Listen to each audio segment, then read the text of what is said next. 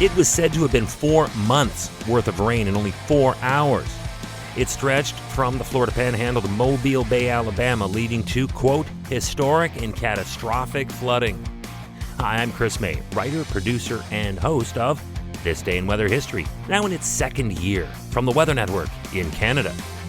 Yes, Sally was called by NOAA, quote, an erratic hurricane both in its track and intensity, end quote, that made landfall along the coast of Alabama at Category 2 intensity. This day in weather history.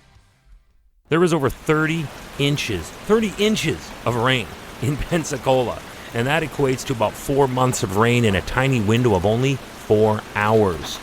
When Sally made landfall near Gulf Shores around 4:45 a.m. Central Time, it packed sustained winds of 105 miles per hour or almost 170 kilometers per hour. The areas submerged by flooding were forced to implement curfews to keep their residents safe. How did this get so bad? Speed, or more to the point, lack of speed.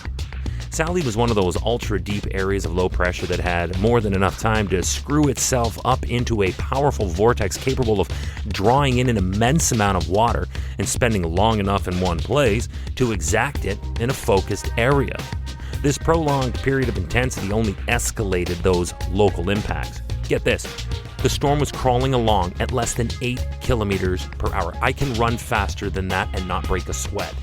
It was moving that slowly when it made landfall, and remember that this is a powerful tropical storm, complete with hurricane-force winds, storm surge, and torrential rainfall. It was a disaster.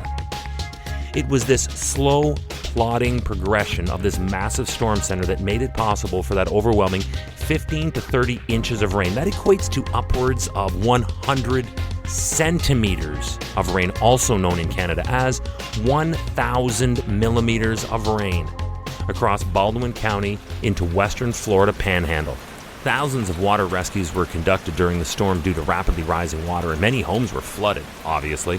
Road closures were widespread, especially in western Florida, where the rain totals were the highest. Many roads were damaged, many were washed out.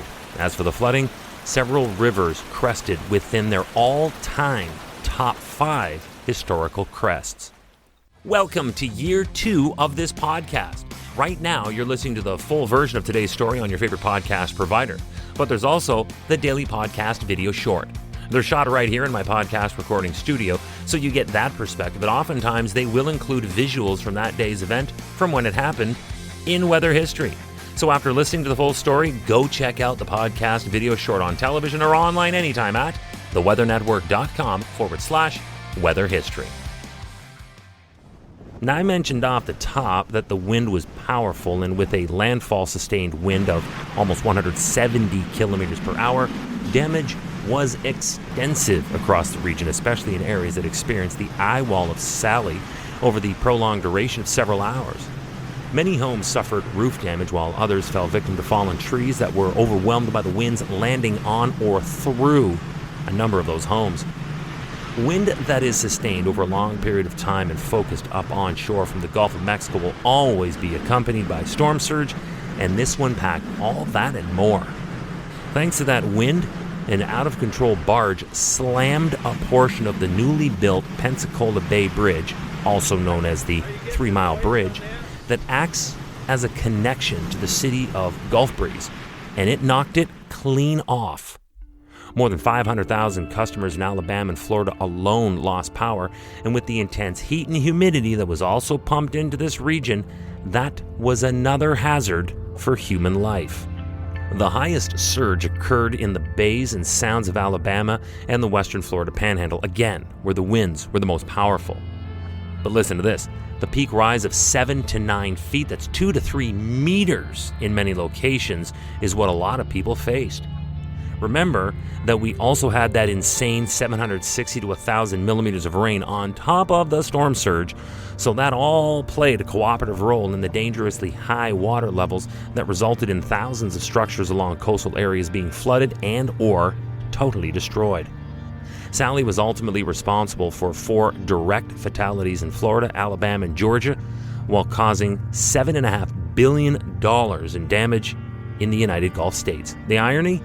Sally came ashore 16 years to the day that another Category 3 hurricane named Ivan struck roughly the same area. Yeah, all happening on this day in weather history.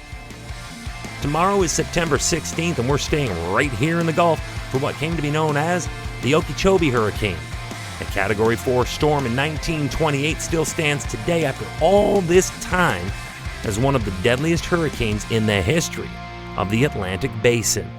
We're going to get to it right here on This Day in Weather History with me, your host, Chris May.